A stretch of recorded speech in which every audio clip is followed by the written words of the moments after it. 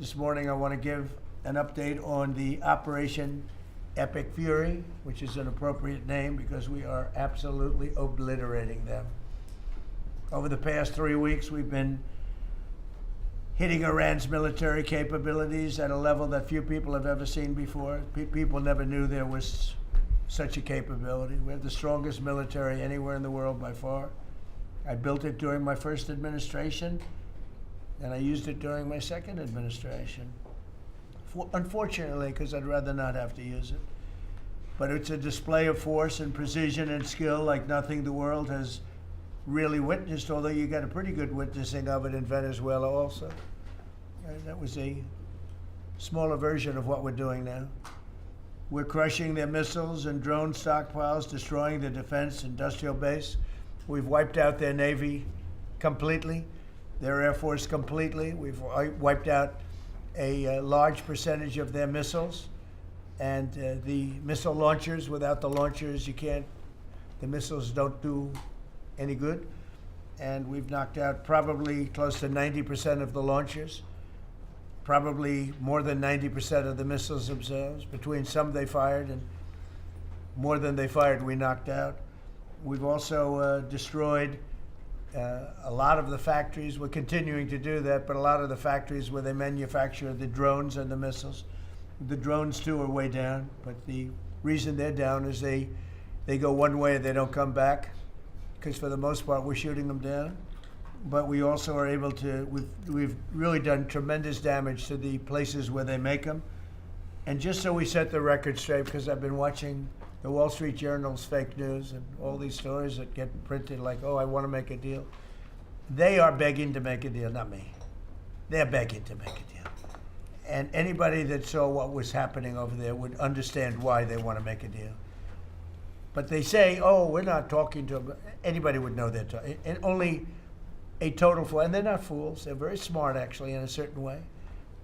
And they're great negotiators. I say they're lousy fighters, but they're great negotiators. They are begging to work out a deal. I don't know if we'll be able to do that. I don't know if we're willing to do that. They should have done that 4 weeks ago. They should have done it 2 years ago. Or they should have done it when we first came into office, because 2 years ago they had free reign under Biden. Sleepy Joe, worst president in the history of our country. When he allowed to happen to our country at the borders, and even with a thing like this. But not just him. Every president for 47 years, every president should have done this. They should have done it a long time ago, because you cannot give lunatics a nuclear weapon, and they would have had a big one. It stopped really when we did the B-2, but even before that, the Barack Hussein Obama, what he did where he gave them the Iran nuclear deal, gave them free will toward a nuclear weapon. Basically, he chose Iran over Israel and others that didn't want him to do it. But I terminated that deal. Had I not terminated that deal, you would have had a nuclear weapon years ago, and it would have been used, guaranteed.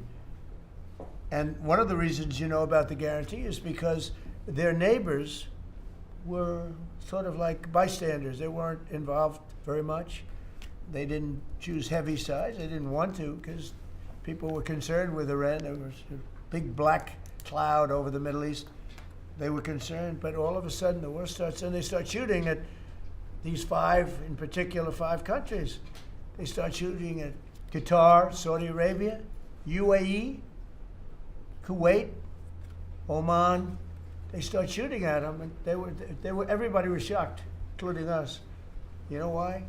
Because they're sick, and they had a plan to take over the Middle East. And some of those missiles that were shot at them were locked long before we even started this process. They were locked and loaded and aimed at those countries. They wanted to take over the Middle East.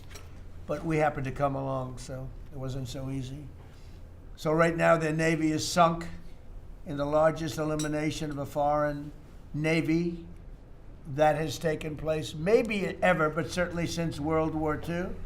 Their Air Force is gone. Their anti-aircraft and communications capabilities are totally dismantled. And one of the problems they do have when they deal with us is we deal with people, and the people aren't able to communicate with anybody else. So, because all of their leadership has been gone. The first level is gone, and they met to pick a new level, and they're gone. They're all gone because they didn't make a deal, and because they're sick people. They're really sick. They're really sinister, sick people. And if anybody thinks it was okay to have a group of people like this to have nuclear capability, nuclear weapons, and if we didn't attack with the B-2 bombers, they would have had a nuclear weapon within 2 weeks of that, maybe 4 weeks. But between 2 and 4 weeks, they were planning to have a nuclear weapon. If we didn't hit them at that time with the B-2 bombers, and one of the great air raids in history, maybe the greatest, dark at night, no moon, no light, every single bomb hit its mark and just obliterated that place. So it's now buried deep under earth. And it was an amazing thing, but they would have a nuclear, and they would have used it without question. And you know that because why did they shoot all these countries that weren't even really involved with them? They weren't involved. They had no big problems because they're sick, because they want to take over the Middle East, not just Israel. Certainly Israel would have been the first on their list. They would have used nuclear weapons, a nuclear, you don't need too many of them, but they would have used a nuclear weapon on Israel, and they would have used it on the neighbors, and then they would have come after us. And if we had a weak president, they would have done great damage. But fortunately, you don't have a weak president. I knew what was happening. And I think we've been proven right. You know, they took one missile, it went 2,500 miles. They supposedly didn't have a missile like that. They had no missile with that capability.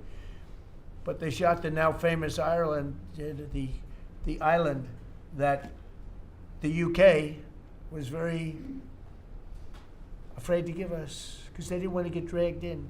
But we don't want to get dragged into their wars either. You know, it's one thing we're very disappointed. I'll say it publicly. We're very disappointed with NATO because NATO has done absolutely nothing.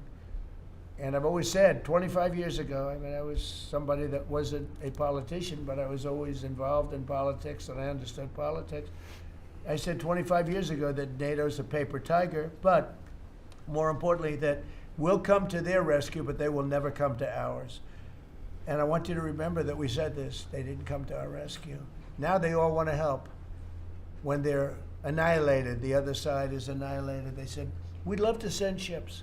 They actually made a statement, a couple of them, that we want to get involved when the war's over. No, it's supposed to get involved when the war's beginning, or even before it begins. We had the UK say that we'll send, this is 3 weeks ago, we'll send our aircraft carriers, which aren't the best aircraft carriers, by the way. They're toys compared to what we have. But we'll send our aircraft carrier when the war is over. I said, oh, that's wonderful. Thank you very much. Don't bother. We don't need it. And we don't need it, and we don't need them.